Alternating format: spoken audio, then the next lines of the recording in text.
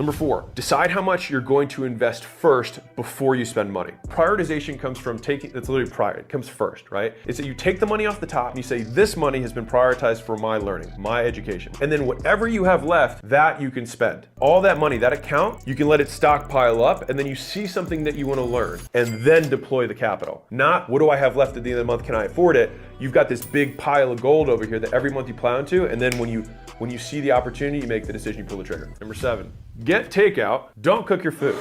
Very contrarian, I know. As soon as you make more than $15 an hour, it makes more sense for you to work that day, get the takeout food, and get the time back. It makes more sense financially. Most people can, like, if you're not being a weirdo, you can eat out for 10 bucks-ish a meal, and you eat out twice a day, it's 20 bucks a day, $600 a month. Maybe if you went to the grocery store, it'd be what, 100 bucks a week versus $150 a week? Is the net $50 a week? Can you not make that up for the meal prep, going to the grocery store, cutting, cooking, cleaning? You're saving the pennies rather than investing in the mega millions, which is you. Check your account every single morning. Until I started doing it, I stayed poor. I didn't want to look at my bank account because it would hurt my feelings.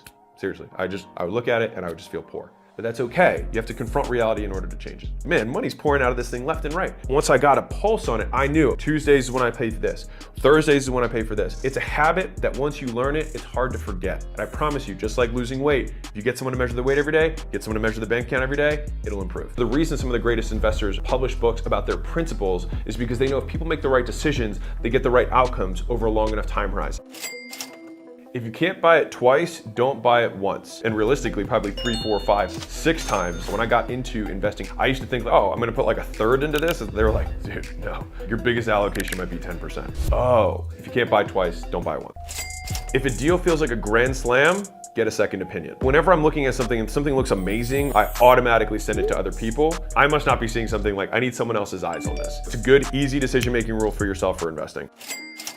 If you don't know how you can lose money, don't do it until you do. There's always a way to lose money in the deal. And you not only want to find a way to lose money, but you want to find all the ways you can lose money in the deal, right? We're always controlling for the unknown or the unknowable. We want to minimize that to the highest degree possible. So if you don't know how you can lose money, don't do the deal until you do. If it's complicated, pass. If it feels above your head, it probably is. People want to feel fancy. They want to get into the room. They want to do these deals. But if you don't get it, you're gonna get fucked. If you have complete understanding of something, the risk goes down because you understand the variables. If you're barely catching on, you might as well be gambling, which is not the way to invest. If someone's non-responsive, no deal. Communication is one of the most important things when you're doing any kind of business in general. And I judge someone very quickly on how meticulous they are in their responses and how quick they are to respond in general. Now, if someone says, hey, I received your email, I'll get back to you in 2 days, and then they get back to me in 2 days, that's fine. It's about expectation setting and expectation meeting. I expect, especially in this process where I'm just getting to know you, what you say is going to happen is going to happen. It's one of the easiest ways to build a reputation is do what you're gonna say what you're gonna do. And if someone's not doing that with you, don't do the deal. If it doesn't build your reputation, don't do it.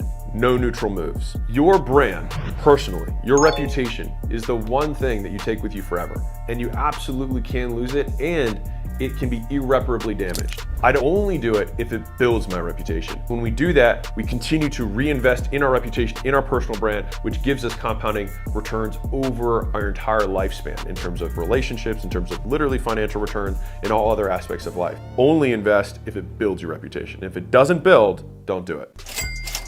If it's the same thing you've always done well with, do more of it. We as humans or entrepreneurs, we like having variety. The thing is that a lot of investing, a lot of compounding comes from doing more of the same thing. So it's like, hey man, I've done 3 hard money loans and they've all been awesome. It's like, well then you should probably consider doing a 4th rather than starting to get into crypto day trading. What happens is you start to build your own track record. And so you can start looking back over your shoulder and be like, okay, let's look at all the things that I've done. These have been the things that have worked well. Maybe I'm better at this stuff. And so that's the idea. Once you find something that you start to get good at, do more of it. Because the thing is that your luck will improve the more you do. Ask stupid questions, define terms, draw pictures, see examples, and if you can't draw it back, you don't get it. I start every single call when somebody's gonna bring me something, I'll be like, pretend I'm a golden retriever that doesn't speak English. Walk me through this. There's no advantage to somebody thinking you know more than you do. None. But there is advantages to you knowing more than they think you do. Always play the fool. A friend of mine who had a podcast that blew up, and very quickly he had millions of downloads, and his business started to grow. It skyrocketed. And it was almost 100% from people who were listening to his podcast. And what happened was he made an ask during one of his podcasts, he made a lot of money. He thought, When I make an ask, I make more money. And so what I'll do is I'll just make more asks. He learned the wrong lesson. And so he did make more asks, and he then made a little bit more money, and then he continued to make less and less and less until eventually his listenership dropped and dropped and dropped because he had lost the goodwill of his audience. The key point I'm going to talk about today is mastering the give to ask ratio. How much to give versus how much to ask. Gary Vee popularized the whole concept jab, jab, jab, right hook, which is the idea of giving, giving, giving, and then asking. Not take, but ask. The good news is this ratio has been incredibly well studied. Why? Because the biggest media companies in the world want to be able to ask on their platforms as much as humanly possible without losing viewership, listenership, audience. On television, for every 47 minutes of content, there's 13 minutes of advertising. If you look on Facebook, every 4 posts, there's 1 ad. It's almost like a 3-to-1 ratio between how many ads there are and how much content there is. Instead of give, give, give, ask, I'd like to just change it to give until they ask you.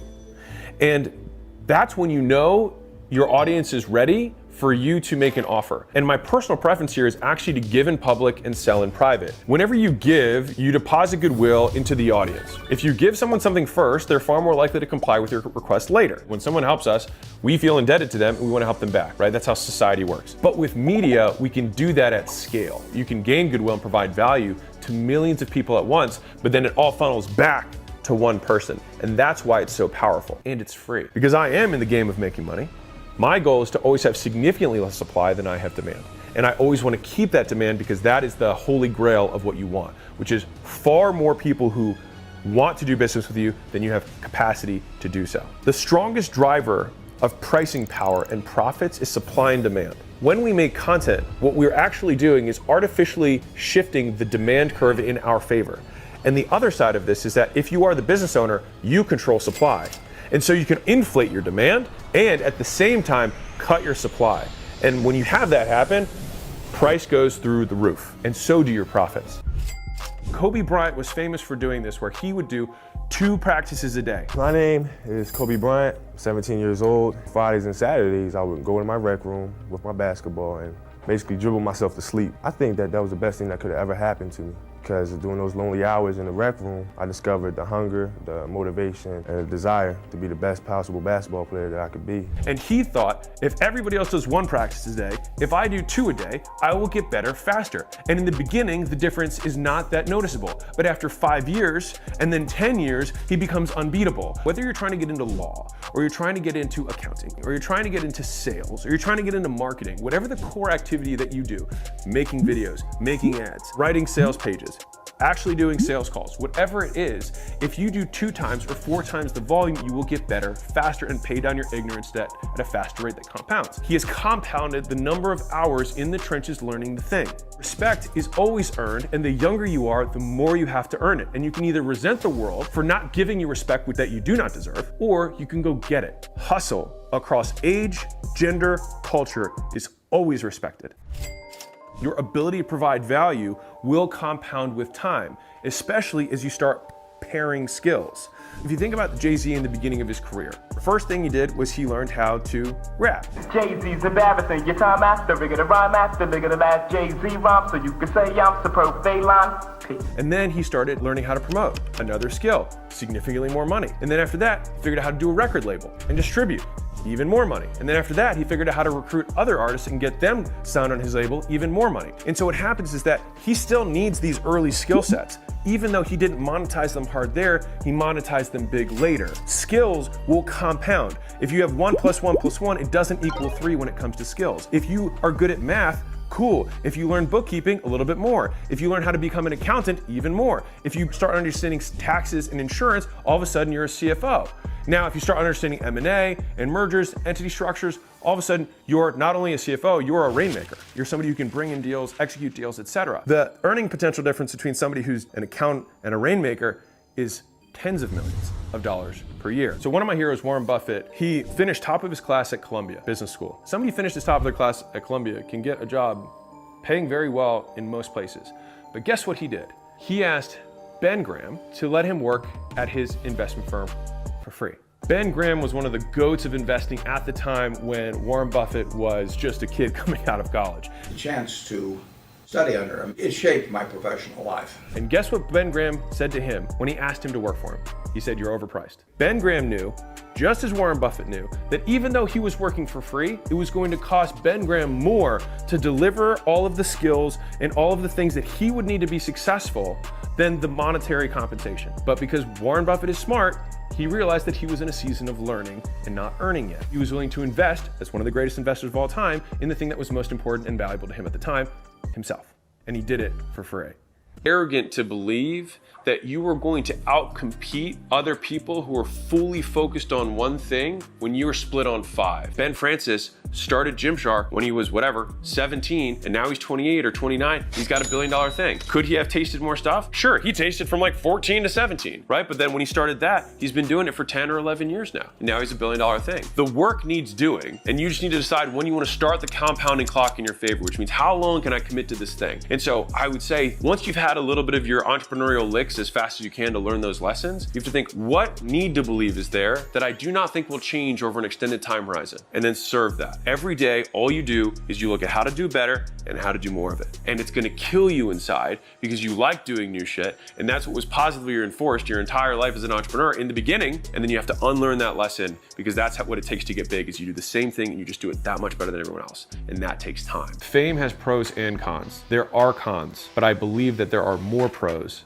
than cons. Are there things that are inconvenient now? Absolutely. You get stopped every time you go out to dinner, like you get disrupted. It's harder to be like private in public. If you have a bad day, you can't do it because someone says hi and it's the one time they're gonna see you. There are things that are cons, but the pros outweigh the cons. You get amazing people who will come and want to work with you. You get amazing teammates who otherwise would never know you exist, who also have the same mission, have the same values, and it creates significantly more alignment and real world value in terms of economic value, how much money you make by having people inbound coming towards you. This one conversation I had changed my life. He was telling somebody who had a lot of real estate experience, if you were to put a circle on this table, what percentage of your brain knows real estate? And he was like, I guess 85%. Okay, what percentage of your brain knows stocks and stuff? He's like, oh, 10 or 15%. He's like, that is your new capital allocation parameter. 85% of your net worth should be in real estate, 15% should be in stocks. And it was so simple for me. I know business. And so what do I invest in now? Only businesses. Only risky if you don't know what you're doing. I can write a $5 or a $10 million check and be fine if I know if it's a business, because I understand. I know what pitfalls are gonna come up. Like, I get it. Sticking with that just forever made my life simpler, because now when deals come to us, I'm like, that's just not in my wheel. And I can just immediately say no. So the amount of time and effort and lawyer calls and conversations that saved me has paid so many dividends. And now our investing doing significantly better because it's what I know. An exceptional product is a quadratic relationship with your audience. Good marketing or good sales is a linear relationship. If you make an exceptional product, something that's so unbelievable that people cannot help themselves but tell other people about it. And one person buys the product and they tell 2, 2 tell 4, 4 tell 8. How do I do that? You work on it and you keep working on it, and you don't make new products until the first one's right. And if you're like, that might take years, that's why good shit takes time. $100 million offers. That book continues to sell more copies every month with zero advertising dollars. Actually, less work in the long run to build a better thing than it is to build a shitty thing and then have to spend the rest of your time marketing and selling it. You want to have leverage in every aspect of your business, and the product is the strongest. So there was a